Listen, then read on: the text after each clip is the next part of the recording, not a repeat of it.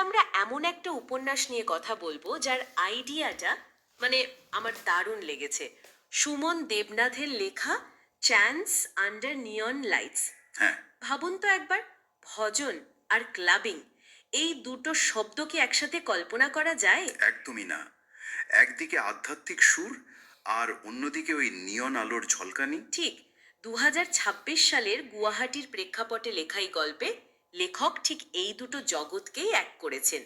আমরা আজ এই উপন্যাসের গভীরে ডুব দেব, বোঝার চেষ্টা করব কেন এক তরুণীর সফটওয়্যার ইঞ্জিনিয়ারের কাছে এই অদ্ভুত মেলবন্ধন তার জীবনের মানে খুঁজে পাওয়ার চাবিকাঠি হয়ে উঠল। ঠিক তাই। আর এই আলোচনার উদ্দেশ্য কিন্তু শুধু গল্পের সারসংক্ষেপ বলা নয়, না না, একদমই না। বরং এর ভেতরের ভাবনাগুলোকে বের করে আনা। যেমন আজকের এই দ্রুত বদলে যাওয়ার সময়ে আধ্যাত্মিকতার চেহারাটা কেমন হতে পারে, পুরনো ঐতিহ্য আর নতুন প্রজন্মের মধ্যে সম্পর্কটা কি শুধুই মানে সংঘাতের, নাকি কোনো সেতু তৈরি করা সম্ভব। হুম। আর সবচেয়ে বড় কথা হলো, এই একাকী শহরী জীবনে একটা কমিউনিটি বা গোষ্ঠীবদ্ধতার অনুভূতি খুঁজে পাওয়ার গুরুত্ব। জার্মান ভাষায় একটা খুব সুন্দর শব্দ আছে, গামাইনশাফট। গামাইন শাফট। হ্যাঁ, এর মানে শুধু একসাথে থাকা নয়, বরং একটা আত্মিক বন্ধন তৈরি করা। এই উপন্যাসটা যেন সেই গামাইনশাফট খুঁজে পাওয়ারই একটা জার্নি। তাহলে চলুন সেই জার্নির শুরু থেকেই শুরু করা যাক। গল্পের নায়িকা আরোহী বড়ুয়া, 28 বছরের একজন কোডার। হুম। গুয়াহাটির চাঁদমারিতে একাই থাকে। আর তার জীবন মানে একটা বাঁধা রুটিন। ভোর 6:45-এর অ্যালার্ম, তারপর ওই ঠান্ডা হতে থাকা কফি, আর অফিসের অন্তহীন মিটিং আর বাগ ফিক্সিং। মানে একটা চক্রের মতো। একদম। উপন্যাসের লেখক একটা দারুণ শব্দ ব্যবহার করেছেন। আরোহীর বুকের ভেতরে নাকি একটা স্ট্যাটিক কাজ করে, একটা সংযোগহীনতার গুঞ্জন। এই ছবিটা আজকার প্রজন্মের অনেকের কাছেই খুব চেনা লাগবে, তাই না? একদম। আর এই স্ট্যাটিক শব্দটা বেছে নেওয়াটা খুব তাৎপর্যপূর্ণ, বিশেষ করে একজন কোডারের জন্য। তাই তো। লেখক এখানে খুব সুন্দর একটা কাজ করেছেন। তিনি আরোহীর এই ব্যক্তিগত একাকিত্বকে শুধু তার একার সমস্যা হিসেবে দেখাননি, বরং বরং আমাদের পুরো প্রজন্মের একটা ছবির সঙ্গে জুড়ে দিয়েছেন। বিশেষ করে যারা টেক ইন্ডাস্ট্রিতে কাজ করে, তাদের মধ্যে এই পেশাগত অবসাদ বা বার্ন আউট, এটা তো খুব পরিচিত একটা সমস্যা। তাই আরোহীর গল্পটা আর শুধু তার একার থাকে না, একটা বৃহত্তর সামাজিক সংকটের প্রতিচ্ছবি হয়ে ওঠে। আর এই ধূসর একঘেয়ে জীবনে হুট করে যেন এক ঝলক নিয়ন আলো এসে পড়ে। আরোহী তার সহকর্মী প্রিয়ার ইনস্টাগ্রাম স্টোরি দেখে একটা অদ্ভুত জায়গায় গিয়ে হাজির হয়। গুয়াহাটির এক ক্যাফেতে ভজন ক্লাবিং এর আসর বসেছে। আচ্ছা, একটা প্রশ্ন ছিল, এই ভজন ক্লাবিং জিনিসটা আসলে কি? এটা কি একটা কনসার্ট নাকি কোনো ধর্মীয় সমাবেশ? খুব ভালো প্রশ্ন। আর এখানেই উপন্যাসের মূল ভাবনাটা লুকিয়ে আছে। এই ভজন ক্লাবিং কোনো নির্দিষ্ট ছাঁচে পড়ে না। আচ্ছা। এটা মন্দিরও নয়, আবার টিপিক্যাল পাব বা ক্লাবও নয়। সমাজতত্ত্বের ভাষায় একে বলা যায় একটা থার্ড স্পেস বা তৃতীয় পরিসর। Third space? হ্যাঁ, এমন একটা জায়গা যা বাড়ি বা কর্মক্ষেত্রের বাইরে, যেখানে মানুষ কোনো উদ্দেশ্য ছাড়াই একত্রিত হতে পারে, নিজেদের মধ্যে একটা সংযোগ অনুভব করতে পারে, যে প্রজন্ম হয়তো মন্দিরের ওই প্রথাগত পরিবেশের সঙ্গে ঠিক খাপ খাওয়াতে পারে না। কিন্তু নিজেদের ভেতরে একটা আধ্যাত্মিক শূন্যতা অনুভব করে। একদম। তাদের জন্য এটা একটা নতুন ঠিকানা। উপন্যাসে এমনকি উল্লেখ আছে যে মন কি বাতেও প্রধানমন্ত্রী মোদী এর প্রশংসা করেছেন, যা দেখায় যে এই আন্দোলনটা শুধু একটা ছোট গোষ্ঠীর মধ্যে সীমাবদ্ধ নেই। বাহ! এই থার্ড স্পেসের ধারণাটা দারুণ। আর আরোহী সেই রাতে ঠিক এটাই অনুভব করেছিল। উপন্যাসের বর্ণনা অনুযায়ী ক্যাফের আবছা আলো, ধূপের গন্ধ, আদা চায়ের কাপ আর ঢোলকের শব্দ সব মিলিয়ে এমন একটা পরিবেশ তৈরি হয়েছিল যা তার ভেতরের ওই স্ট্যাটিকটাকে মানে শান্ত করে দিয়েছিল। মনে হচ্ছিল যেন বুকের ভেতরে বহুদিনের জমে থাকা একটা শক্ত গিঁট খুলে গেল। হ্যাঁ, কিন্তু গল্পটা এখানেই থেমে থাকলে এটা শুধু একটা ভালো অনুভূতির গল্প হয়েই থেকে যেত। আসল বদলটা শুরু হয় এরপর। কি রকম? আরোহী শুধু একজন শ্রোতা বা দর্শক হয়ে থাকে না, সে ধীরে ধীরে এই আয়োজনের অংশ হয়ে ওঠে। এটা একটা খুব গুরুত্বপূর্ণ মানসিক পরিবর্তন। ঠিক কি রকম পরিবর্তন? চতুর্থ অধ্যায়ে দেখা যায় আরোহী সবার জন্যে চা বানিয়ে নিয়ে আসছে, নতুন অতিথিদের স্বাগত জানাচ্ছে, মানে স্বেচ্ছাসেবক হিসেবে কাজ করছে। ও আচ্ছা। আরোহীর এই স্বেচ্ছাসেবক হওয়ার ব্যাপারটা অনেকটা পার্টিতে গিয়ে শুধু নাচ না দেখে ডিজেকে সাহায্য করার মতো। যখনই আপনি আয়োজনের অংশ হয়ে যান, জায়গাটা আপনার নিজের হয়ে যায়। তখন আর আপনি অতিথি নন, আপনি আয়োজক। ঠিক। মীরা নামের একজন সিনিয়র সংগঠক তাকে বলেন যে এখানে আসা প্রায় প্রত্যেকেরই নিজস্ব লড়াই আছে। কেউ চাকরি হারিয়েছে, কারো পরিবারে অশান্তি। এই জেমাইন শাফট বা গোষ্ঠী তাদের সেই লড়াই করার শক্তি দেয়। আর এই অংশ হয়ে ওঠার চূড়ান্ত মুহূর্ত আসে যখন অনুষ্ঠানের প্রধান গায়ক রোহান তাকে মঞ্চে ডেকে নেয়। এটা তো একটা বিশাল ব্যাপার, যে মেয়েটা এতদিন শুধু কোড লিখতো, সে হঠাৎ সবার সামনে গান গাইবে। ঠিক তাই। ওটা ছিল ওর জীবনের একটা মোড় ঘুরিয়ে দেওয়ার মতো মুহূর্ত। অনেক দ্বিধা, অনেক ভয় কাটিয়ে সে যখন গাইতে শুরু করে, তখন সে শুধু একটা গান গায় না। সে তার নিজের হারিয়ে যাওয়া কণ্ঠস্বর ফিরে পায়। একদম।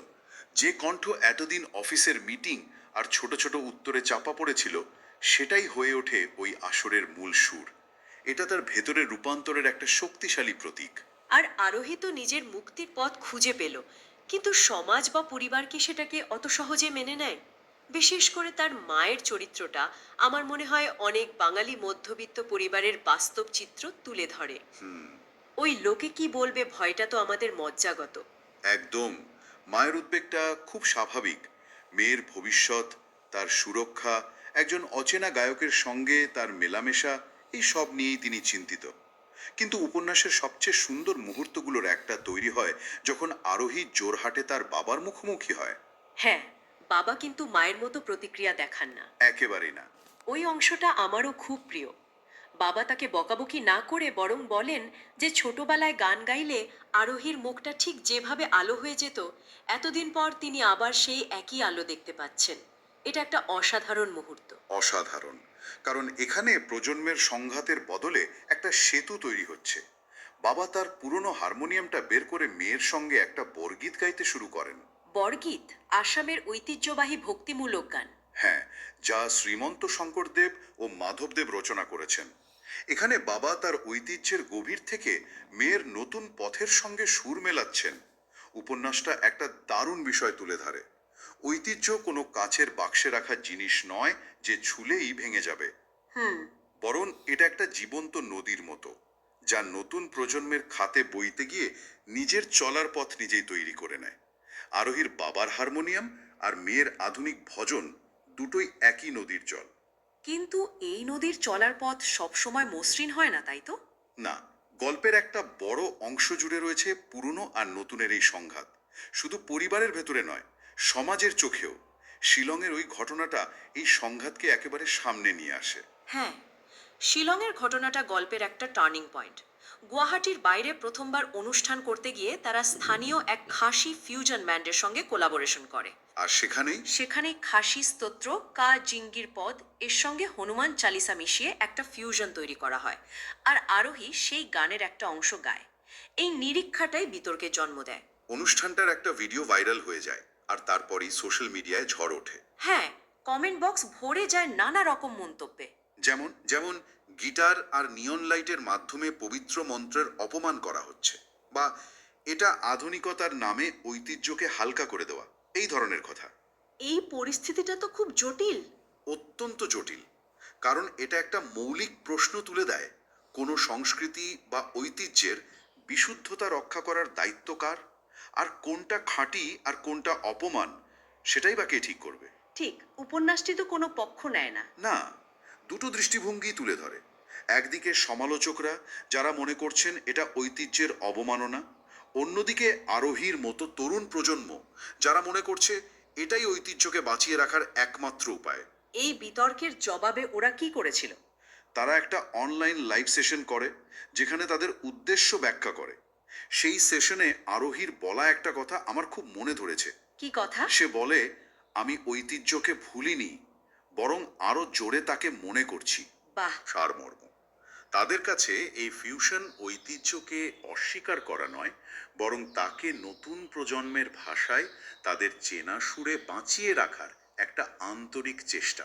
এই ঝড়ের পর সবকিছু কি আবার আগের মতো শান্ত হয়ে যায়? গল্পের শেষটা কেমন হয়? বিতর্কের ঝড়টা আস্তে আস্তে থেমে আসে, কিন্তু সেটা ওই কমিউনিটির উপর একটা গভীর ছাপ ফেলে যায়। এরপর পয়লা বৈশাখের এক বৃষ্টি ভেজা সন্ধ্যায় তারা ডকইয়ার্ডে একটা ছোট ঘরোয়া অনুষ্ঠানের আয়োজন করে। আচ্ছা। ওই সন্ধ্যায় আরোহী আর রোহনের মধ্যেও একটা সহজ সুন্দর সম্পর্ক গড়ে ওঠে, যা কোনো নাটকীয়তার উপর ভিত্তি করে নয়, বরং পারস্পরিক শ্রদ্ধা আর বোঝাপড়ার উপর তৈরি। আর গল্পের একদম শেষে 1 বছর পরের একটা ছবি দেখানো হয়। হ্যাঁ, এবং সেই ছবিটাই সবচেয়ে আশাব্যঞ্জক। 1 বছর পর দেখা যায় এই ভজন ক্লাবিং আন্দোলনটা একটা স্থায়ী রূপ পেয়েছে। তারা নিজেদের জন্য একটা জায়গা তৈরি করেছে। আর সেই অনুষ্ঠানে আর সেই অনুষ্ঠানে আরোহীর বাবা মা দুজনেই উপস্থিত। শুধু তাই নয়, তার বাবা হারমোনিয়াম বাজাচ্ছেন। বৃত্তটা যেন সম্পূর্ণ হয়। যে বাবা একদিন মেয়েকে তার ঐতিহ্যের সঙ্গে জুড়ে দিয়েছিলেন, আজ তিনি নিজেই মেয়ের নতুন জগতের অংশ হয়ে উঠেছেন। তার মানে উপন্যাসের সমাপ্তিটা কোনো সাংস্কৃতিক যুদ্ধ জয়ের গল্প বলে না। একেবারেই না, বরং এটা একটা স্থিতিশীল, সহানুভূতিশীল এবং অন্তর্ভুক্তিমূলক গেমাইনশাফট বা গোষ্ঠী গড়ে তোলার গল্প বলে। আরোহীর জীবনের যে স্ট্যাটিক দিয়ে গল্পটা শুরু হয়েছিল, শেষে এসে তা একটা সুরেলা হারমোনিতে পরিণত হয়।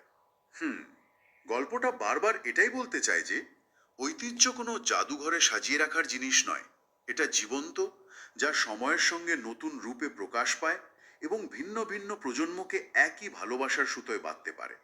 এক কথার বলতে গেলে চ্যান্স আন্ডার নিয়ন লাইটস শুধু একটা মেয়ের ব্যক্তিগত লড়াইয়ের গল্প নয়। এটা একাকিত্ব, অবসাদ আর সংযোগহীনতা থেকে বেরিয়ে এসে একটা উদ্দেশ্য, একটা কমিউনিটি এবং নিজের কণ্ঠ খুঁজে পাওয়ার গল্প। ঠিক। পৃথিবীতে সবকিছু খুব দ্রুত এগিয়ে চলে এবং নিজেকে খুব একা মনে হয়, সেখানে কখনো কখনো সবচেয়ে বড় বিপ্লব হলো কেবল উপস্থিত থাকা এবং একসঙ্গে সুর মেলানো। উপন্যাসটা আমাদের সময়ের শহরে একাকিত্বের প্রতিক্রিয়ায় গজিয়ে ওঠা একটা সুন্দর আন্দোলনের ছবি এঁকেছে। আর শেষে একটা প্রশ্ন আমাদের ভাবায়। কি প্রশ্ন? আমাদের শহরগুলো যত কংক্রিটের জঙ্গলে পরিণত হচ্ছে আর আমাদের ডিজিটাল জীবন যত বেশি প্রভাবশালী হচ্ছে,